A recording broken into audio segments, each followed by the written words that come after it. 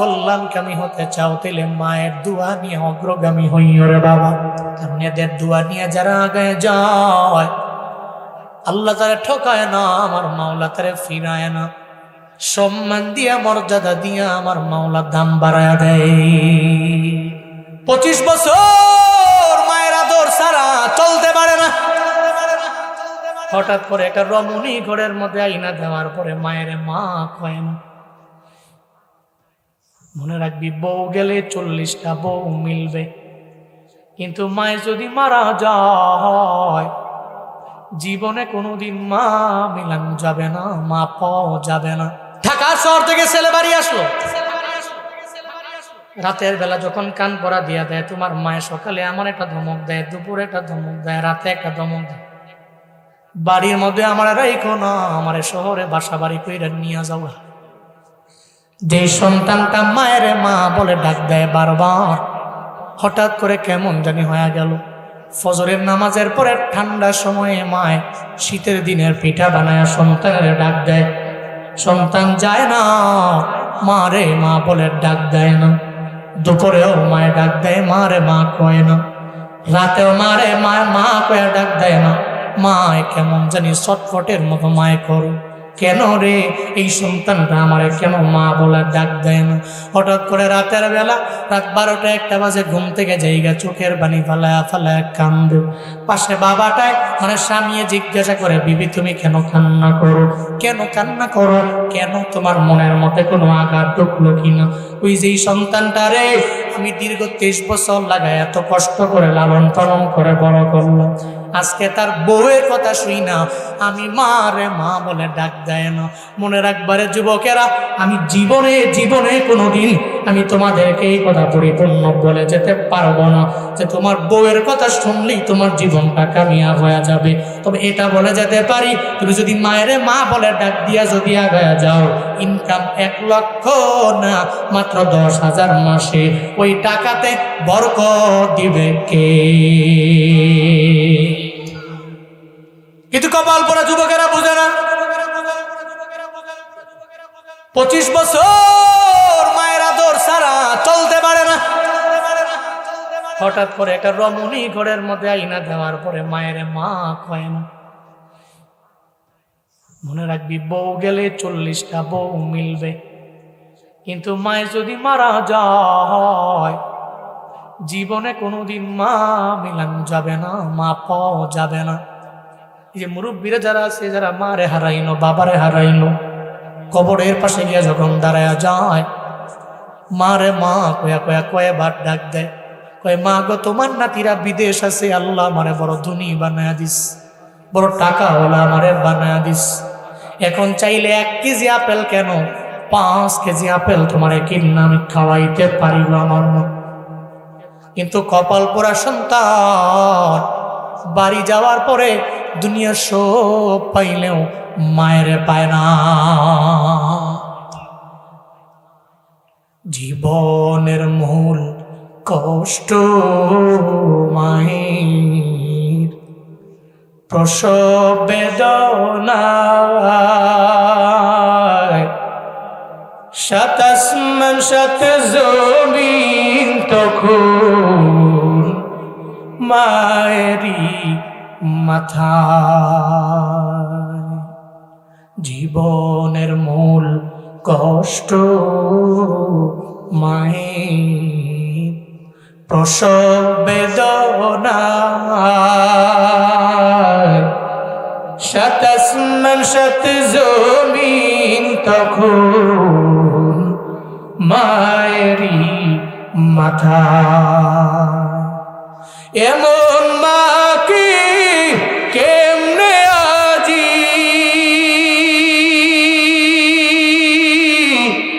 এমন মাকে কেমনে আজি যাব আমি ভুলিয়া। ও আমার প্রাণের মা, মা গো মা কোথায় গেলে মোরে ছাড়িয়া, জনম দুঃখী এতিমামি চায় না কেহ ফিরিয়া, জনম দুঃখী এতিমামি চায় না কেহ ফিরিয়া। যেই নবীর জিন্দেগিতে বিন্দু মাত্র পরিমাণ গুনাহ নাই, নবী 100 বার তাওবা করে উম্মতেরা একবারও করে না। কবরের ব্যাপারে বিন্দু মাত্র পরিমাণ চিন্তাও করে না, তাওবাও করে না, ভাবেও না। আল্লাহ কয় নবী আমার, আপনার থেকে যতগুলা বোঝা আছে সব বোঝা আমি আল্লাহ মায়া করে আপনার থেকে আমি আল্লাহ নামায়া দিলাম। এর পরের আয়াতে আমার আল্লাহ নবীর কত পরিমাণে সম্মান মর্যাদার ব্যাপারে আল্লাহ পাক বলেন, অরফা'না লাকা যিকরাক। আগেই বলেন আল্লাহু আকবার, আরো জোরে আল্লাহু আকবার। আল্লাহ পাক আমার নবীর সম্মানটা কি পরিমাণে বাড়ায়া দিলেন, ইজ্জত কি পরিমাণে বাড়ায়া দিলেন, আমার নবীর জিকির নবীর স্মরণ কি পরিমাণে আল্লাহ বাড়ায়া দিলেন। ও বান্দারা, একটু চিন্তা করে দেখো না রে বাবা, একটা মুয়াজ্জিন যদি আজান দেয়, চিন্তা যদি করে আমার নবীর নাম নিব না, তাহলে আজান হবে না পরিপূর্ণ। কেউ যদি মনে করে একামতের মধ্যে আমার নবীর নাম নেওয়া হবে না, তাহলে তার একামত হবে না। আবার নামাজের মধ্যে যদি মনে করে আমার নবীর নাম নিব না, নামাজও পরিপূর্ণ হইল না। ও বান্দারে, শুধু তাই না, জুমার দিন খুতবা দিতে গিয়া যখন জুমার খতিব সাহেব খুতবা দেয়, ওই জায়গার মধ্যে আমার নবীর নাম আছে না নাই? আজানের মধ্যে নবীর নাম, একামতে নবীর নাম, খুতবার মধ্যে নবীর নাম। শুধু তাই না, যেই কালেমা পড়ে আপনি মুসলমান হয়ে গেলেন, ওই কালেমার মধ্যেও নবীর নাম আছে না না? কেউ যদি বলে লা ইলাহা ইল্লাল্লাহ মানলাম, মুহাম্মাদুর রাসূলুল্লাহ মানলাম না, ঈমান থাকবে না চলে যাবে? এর মানে বোঝা গেল আল্লাহ নবীরে জানায়া দিলেন, নবী আমার, যেই জায়গায় আমি, ওই জায়গায় আমি আপনার নাম রাখলাম। শুধু তাই না গো পয়গম্বর, আপনার দেহ মুবারকের মধ্যে আমি আল্লাহ বরকত দিয়া ভরপুর বানায়া দিলাম। শুধু তাই না, আপনার লালা মুবারক পর্যন্ত আমি আল্লাহ বরকত বাড়ায়া দিলাম। পৃথিবীর সমস্ত মেডিসিন যদি এক পাল্লার মধ্যে রেখে দাও, আর একটা পাল্লার মধ্যে যদি আমার মায়া নবীর এক ফোঁটা লালা মুবারক দাও, পৃথিবীর সব মেডিসিনের পাল্লা হালকা হয়ে যাবে, আমার মায়ার নবীর লালা মুবারকের পাওয়ার বেড়ে যাবে। ঠিক কিনা? আল্লাহ পাক বলেন, নবী আমার, আপনার পুরো দেহ মুবারকে বরকত বাড়ায়া দিলাম। কি পরিমাণে আমার মায়ার নবীর লালা মুবারকের মধ্যে পাওয়ার আছে বাবা জানো না?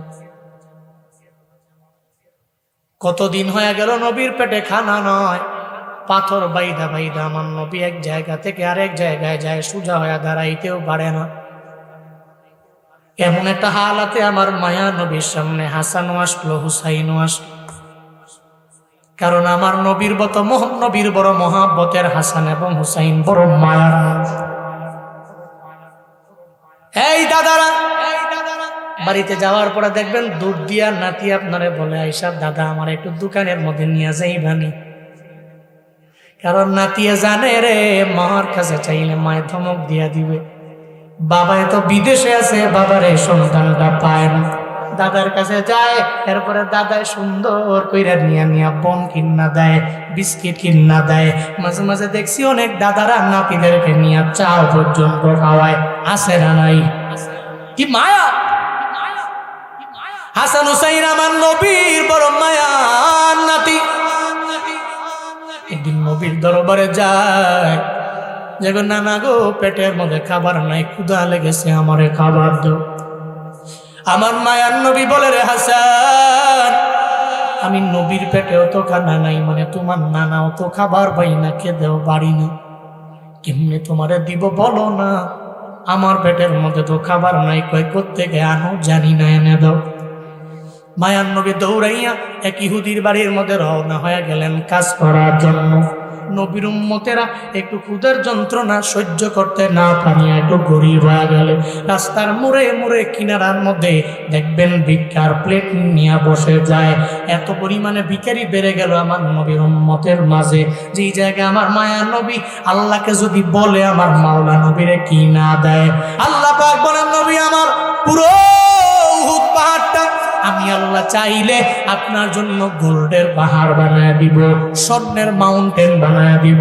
যদি আপনি বলেন আমি দিয়ে দিব, নবী বলছে আল্লাহ গো আমার লাগবে না, এক বেলা আমি পাবো আলহামদুলিল্লাহ বলে আপনার শুকর আদায় করব, আর এক বেলা পাবো না নিজের সবির বানায় নিব। একটা পর্যায়ে মায়ান নবী ইহুদির বাড়ির সামনে গিয়ে দাঁড়ায় যায়, ইহুদি বাড়ি শুনি।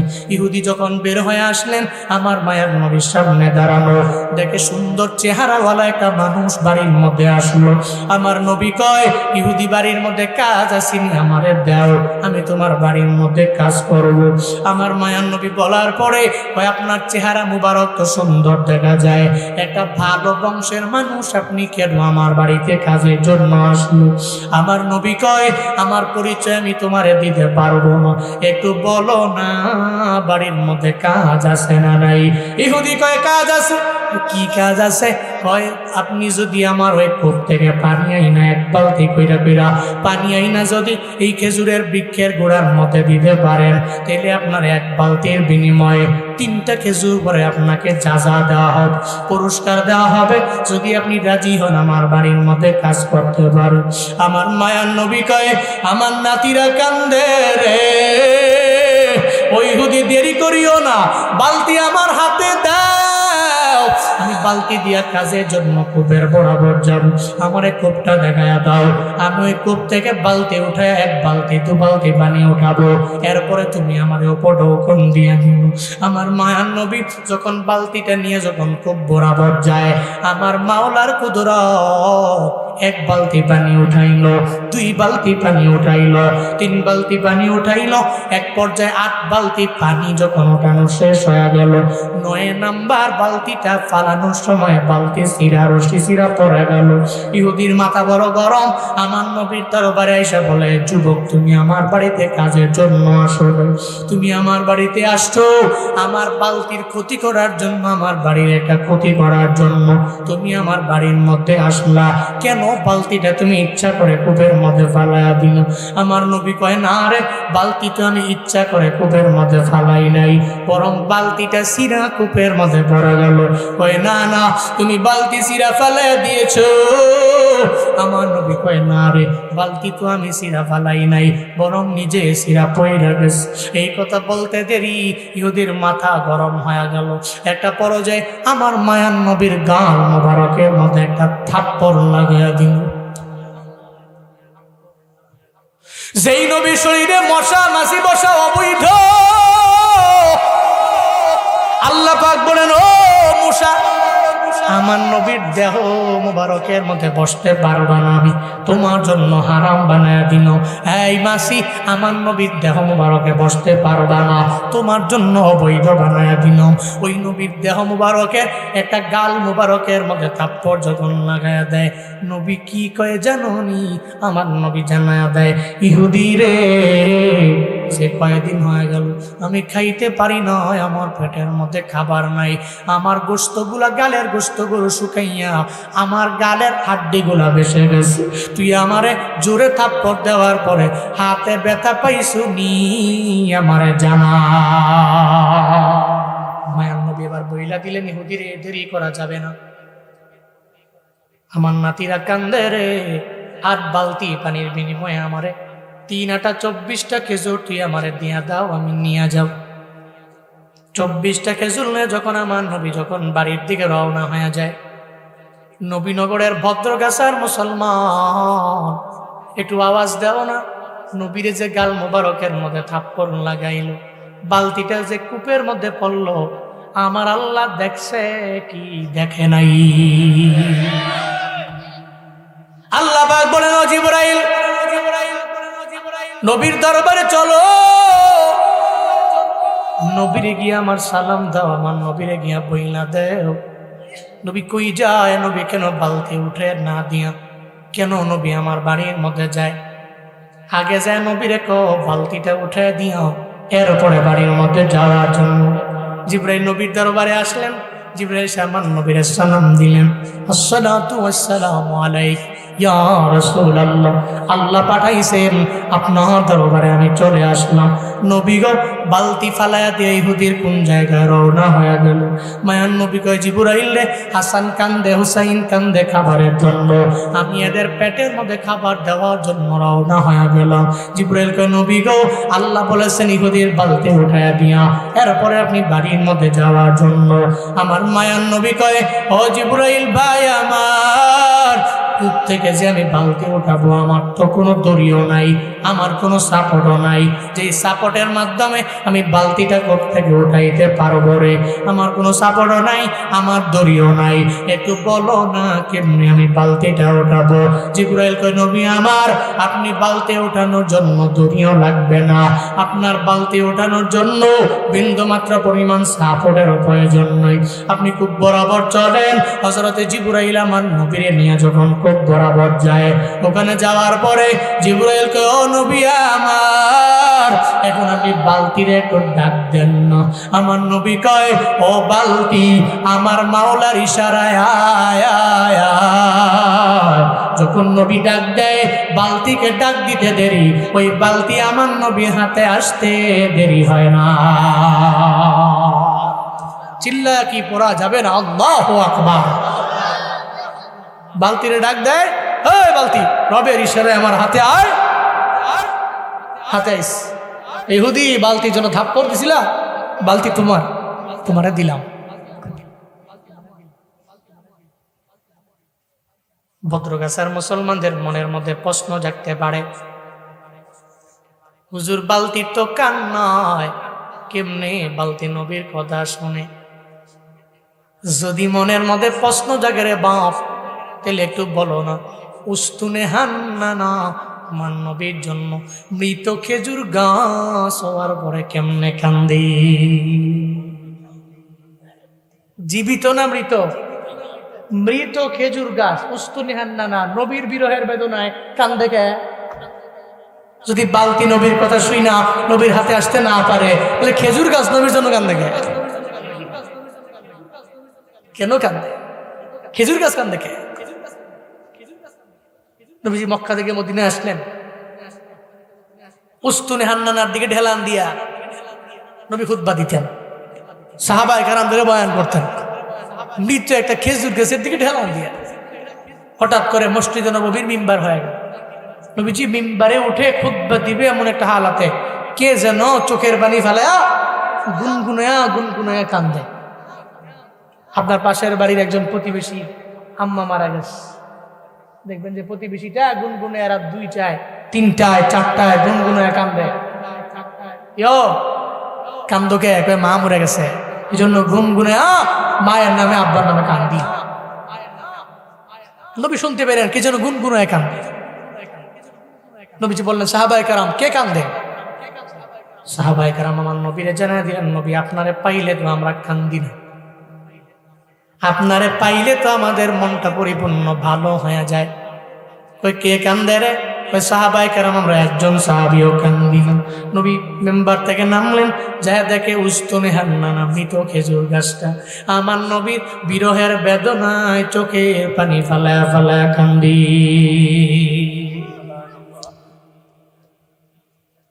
উস্তুনে হান্নানা কান্দে। নবী আমার যে বলে, উস্তুনে হান্নানা তুমি চোখের পানি ফালায়া কেন কান্না করো আমারে বলে দাও।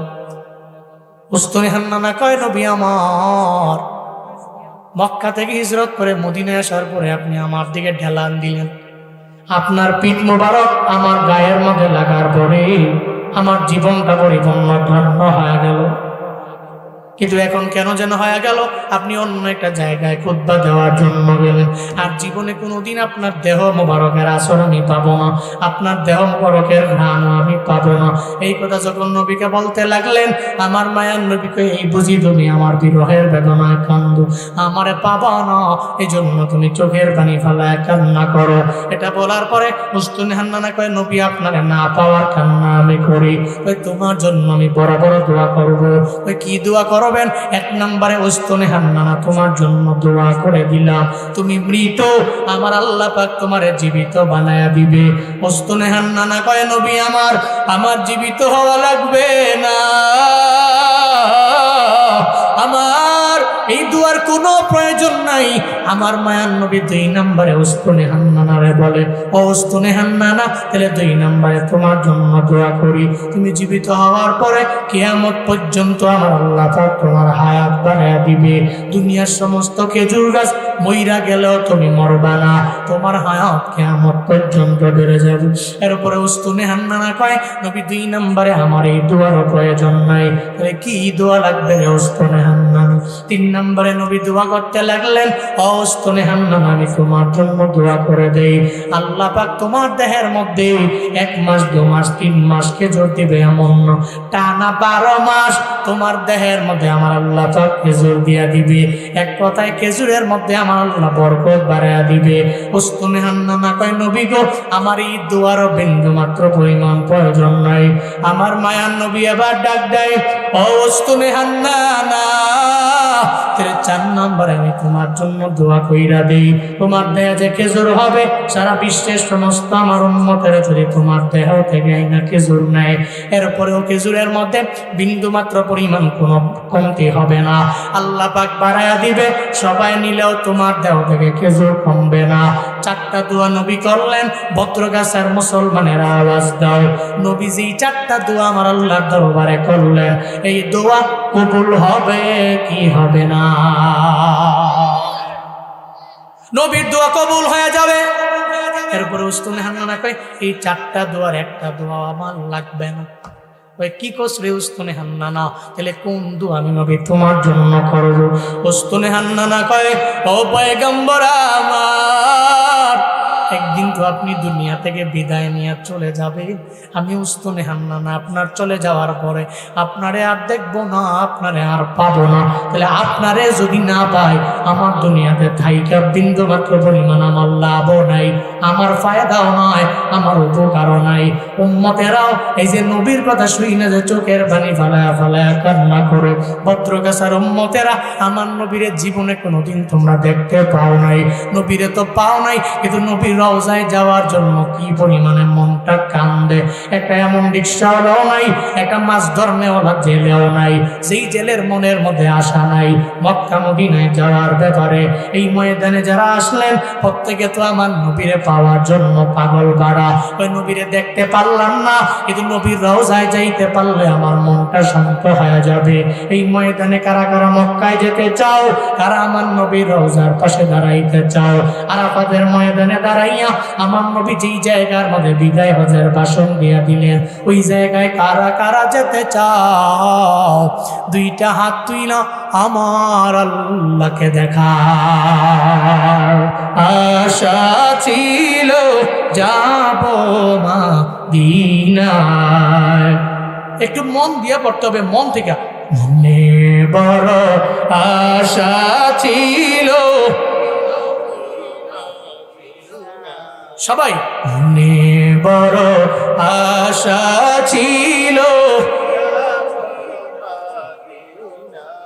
সালাম আমি করব গিয়ে, সালাম আমি করব গিয়ে নবীর রওজা।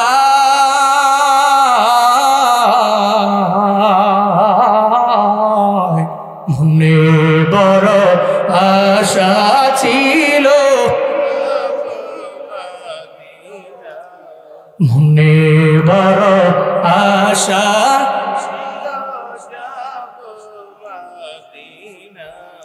মনে বড়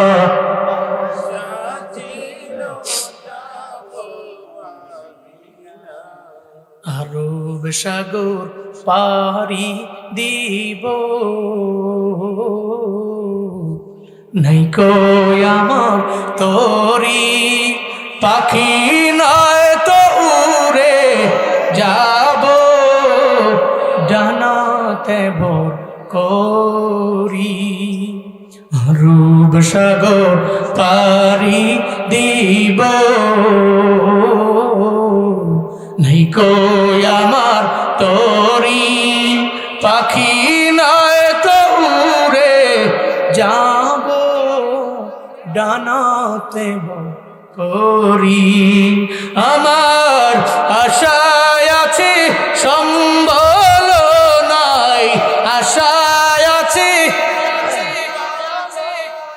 করি কি উপায়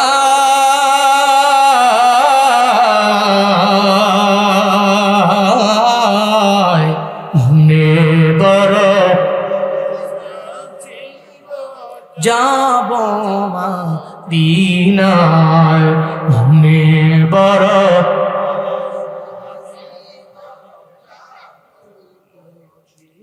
মনে বড় আশা ছিল কৌশল কইরা লইয়া যাইও কৌশল কইরা লইয়া যাইও কৌশল কইরা লইয়া যাইও সোনার মদিনা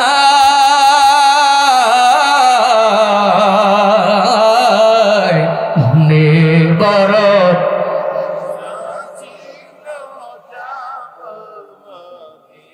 মনে বড় আশা ছিল আল্লাহ জীবনে একবার হলেও মদিনায় যাওয়ার মতো তৌফিক প্রত্যেকটা উম্মতকে তুমি দান করো জোরে পড়েন না আমিন এই বাইতুল্লাহ যাওয়ার জন্য টাকা লাগে না খুদা কা কসম পৃথিবীর কত বড় লোক আছে কত টাকাওয়ালা আছে জিজ্ঞেস করলে জুয়ান কালে কিও সব দেশে তো গেলেন কেন মক্কা মদিনায় যান না হুজুর দোয়া কইরেন বুড়া হইলে যাবো কি কয় হ্যাঁ আমার দেশের মানুষেরা সব দিকে অগ্রগামী হলো এই দিকে দুর্বল আছে জুয়ান বয়সে হজে যায় লাভ কি জুয়ান বয়সে যায় লাভ নাই তো কেন বুড়া বয়সে যাবো মরার আগে যখন হাসি দিলে কাশি দিলে এটা দিয়া লাগে হেডা কোনটা এটা কইলাম না এই সময় যায় ওমরায় হজে কপাল পোড়া এই সময় যাবো বাইতুল্লাহ গিয়ে স্টপ টপ দিয়া ছাই কইরা হাজরে আসরে পারলে একটা চুমু দিতারলে যেন দিকে গুণা তো মাফ হই তবা টবা কইরা আয়া ফিরা মাইসা 3-4-5টা জুব্বা বানে আই না 5 ওয়াক্ত নামাজি হয়ে যাবো হ্যাঁ আপনি মুরব্বী হইয়া বাইতুল্লাহ পর্যন্ত যেতে পারবেন এ ব্যাপারে গ্যারান্টিটা আপনারে কে দিল এমন অনেক কপাল পুরো দেখছি এই পৃথিবীতে আমি এদেশে আমি শহরে আমি টাকাওয়ালা বহুত দামি বাড়ি গাড়ির মালিক আছে চাইলেই মক্কা মদিনায় যেতে পারে প্রতিদিন 3 লাখ 4 লাখ 5 লক্ষ টাকা তার ডে ইনকাম পৃথিবীর সমস্ত রাষ্ট্রে গেলেও মক্কা মদিনায় যেতে পারে না সময় পায় না হ্যাঁ কিন্তু অনেক গরিবরে দেখছি এরা মক্কা মদিনায় গেছে কেমনে যায় ইশক থাকা লাগে ইশক প্রেম ভালোবাসা এটাই মক্কা মদিনায় নিতে পারে এটা যার নাই ও জীবনে কোনোদিন মক্কা মদিনায় যেতে পারবে না খুদা কা কসম এটা যার নাই যেতে পারবে না এটা লাগে আল্লামা জালালউদ্দিন রুমি রহমাতুল্লাহ আলাইহি জানা দেয় 7 সাগরের কিনারার মধ্যে দাঁড়ায় একটা পিঁপড়া চোখের পানি ফালায়া ফালায়া কান্দে পিঁপড়ায় কয় আল্লাহ গো আমারে কি আমারে মক্কায় কি নিবানা আমারে কি মদিনায় নিবানা কি কান্দে পিপিলিকা কান্দে আমারে কি মক্কায় নিবানা আমারে কি মদিনায় নেওয়া যায় না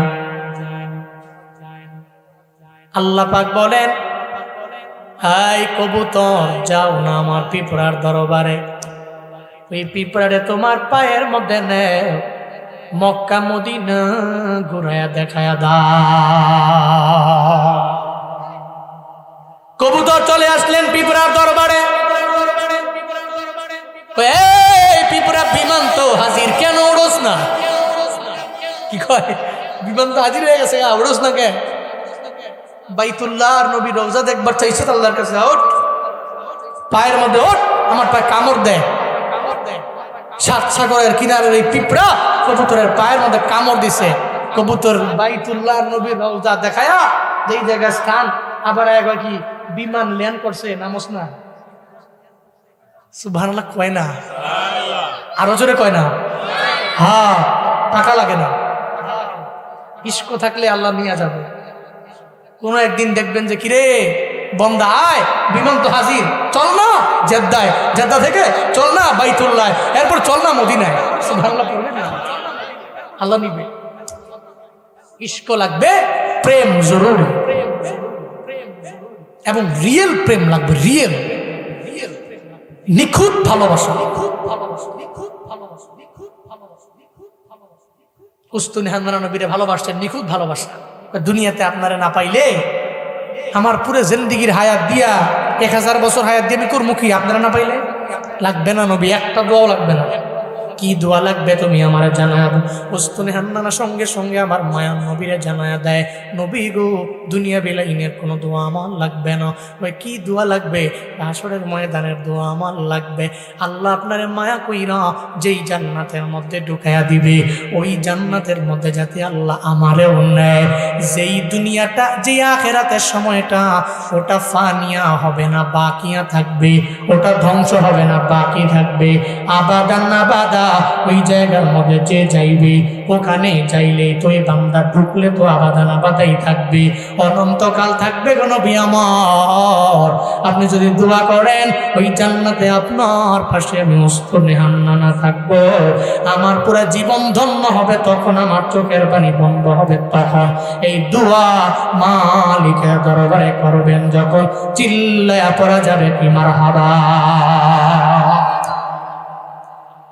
এই দোয়া যখন করবেন চোখের পানি আমার বন্ধ হয়ে যাবে। তখন যখন দোয়া করবেন আল্লাহর কাছে বলবেন, আল্লাহ আমি যে জান্নাতে থাকবো উস্তুনে হান্নানা রে ওই জান্নাতে রাখবো, আপনারা দেখবো আমার জীবন ধন্য হবে। আপনারা দেখলে আমার জীবন ধন্য হবে। উস্তুনে হান্নানা একটা খেজুর গাছের নাম, যাকে ধরে খুতবা দিতেন রাসূলে আকরাম, যাকে ধরে খুতবা দিতেন রাসূলে আকরাম। আপনারা কি জীবনে শুনেন নাই? তো কোন একটু। উস্তুনে হান্নানা একটা খেজুর গাছের নাম, যাকে ধরে খুতবা দিতেন রাসূলে আকরাম। বলো, যাকে ধরে খুতবা দিতেন রাসূলে আকরাম। গাছটা নবীর বিরহে কাঁদিতে রহে, নবীর বিরহে গাছ কাঁদিতে রহে।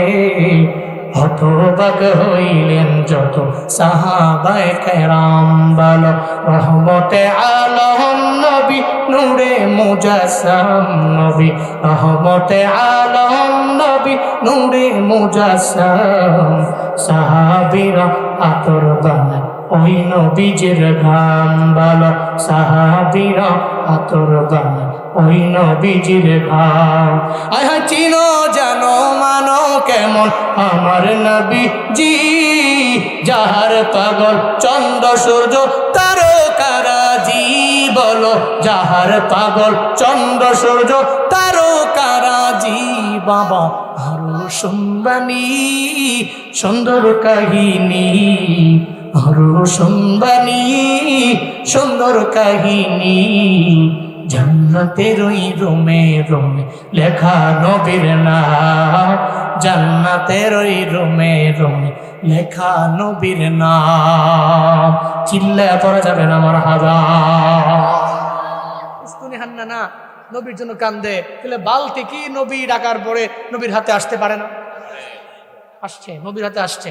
নবী কই, ইহুদি বালতি ধরো, তোমার বালতির জন্য তুমি আমরা মারছো, দিলাম, যাও এই বালতি তুমি নিয়ে যাও, আমারে বিদায় দাও, 24টা খেজুর নিয়ে আমি যাই।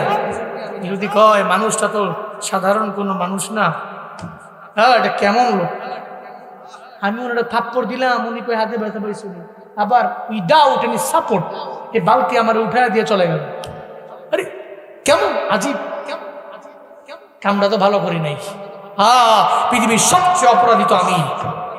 মনে রাখবেন, আপনি কেউ একটা গালি দিছেন, আপনারা যদি ওই লোকটা গালি ফিরে না দিয়া উল্টা আপনার জন্য সুন্দর একটা দোয়া করে দিয়া জায়গা, খুদার কসম আপনার ভিতরে মনুষ্যত্ববোধ থাকলে পৃথিবীর সবচেয়ে অপরাধী আপনাকে মনে হবে যে আমি লোকটারে গালি দিয়া ঠিক করলাম।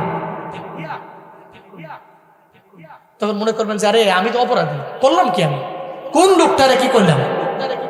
ইহুদি কয়, আমার মতো অপরাধী আর কে আছে। তোর বাড়িতে দিয়া কবজি থেকে হাতটাকে আলাদা করিয়া কোপ দিয়া ফেলাই দিস। এই হাত দিয়া আমি লোকটারে মারলাম, উনি তো ভালো মানুষ, উনি আধ্যাত্মিক মানুষ। কেমন মানুষ উনি? বণিকেরা পাশ দিয়া যায়, কি রে ইহুদি হাত কাটছে কেডা? আমি কাটছি। কেন কাটছে? এমন একটা মানুষের গালের মধ্যে আমি হাত দিছি, এমন একটা মানুষের কেউ নেই। বলার পরে বণিকেরা তো বুঝছে এটা পৃথিবীর কোন দ্বিতীয় ব্যক্তি নয়, এক নম্বর হযরত মুহাম্মদ সাল্লাল্লাহু উনি হতে পারে, ওনাকে ছাড়া সেকেন্ড এটা কেউ হতে পারে।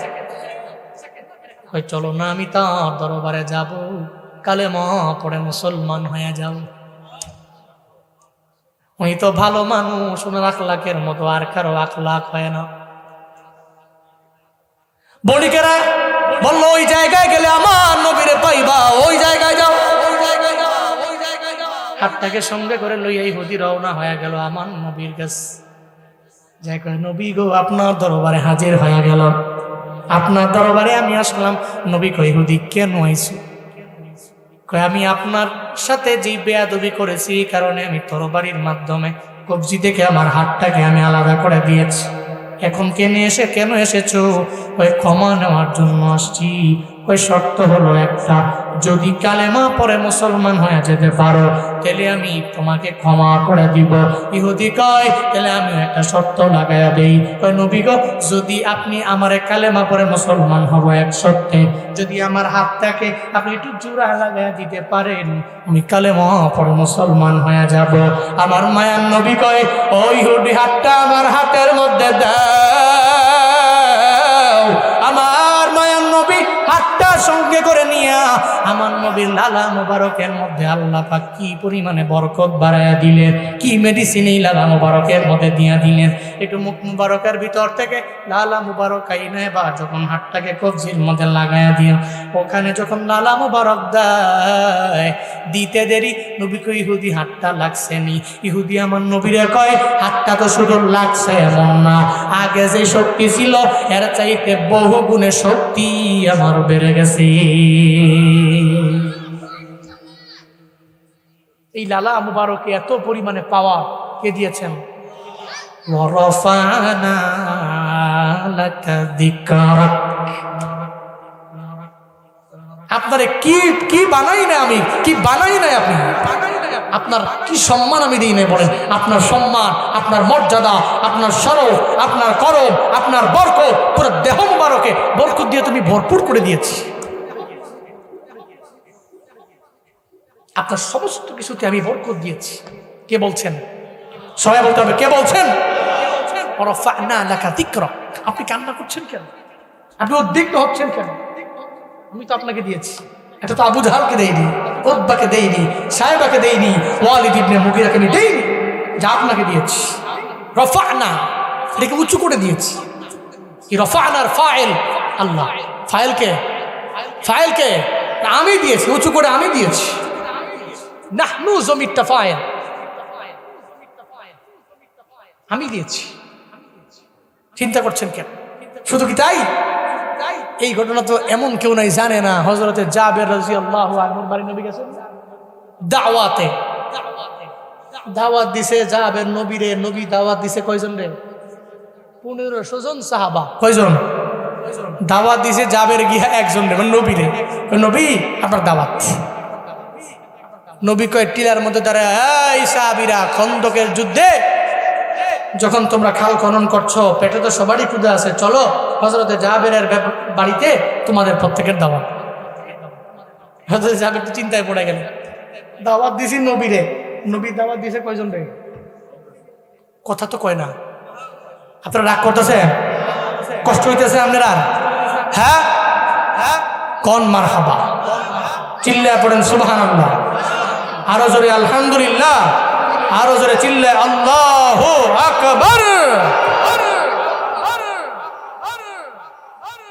হযরতে জাবের কই নবীরে দাওয়াত দিলাম, নবী দিছে 1500। কেমনি কি? দৌড়ে বাড়ির মধ্যে রওনা হয়ে যায়, বলে বিবি আমার তুমি তো বলছো নবীরে দাওয়াত দেওয়ার লাগি, আমি নবীরে দাওয়াত দিলাম, কিন্তু নবী তো একা আসবে না, 1500 নবী দাওয়াত দিয়েছে। হযরতে জাবেরের বিবি বলেন, ও স্বামী আমার চিন্তা ভাবনা করার দরকার নাই, আপনি দাওয়াত দিছেন নবীরে, চিন্তা করবেন নবীরে নিয়া। নবী দাওয়াত দিছে ১৫০০, চিন্তা করবে নবী আর আমার আল্লাহ। কি ইমান, কি ইয়াকিন, কি আকীদা, কি বিশ্বাস, কি প্রেম, সুবহানাল্লাহ পড়বেন না? কি ইমান তাদের। আমগো বিবি রইলে তো সারছে কেন? হুজুরে দাওয়াত দিছে, কয়জন আইছে? ১০ জন। ১৪ জন আইছে গে, নাক মুখ ফুলায় ফেলে।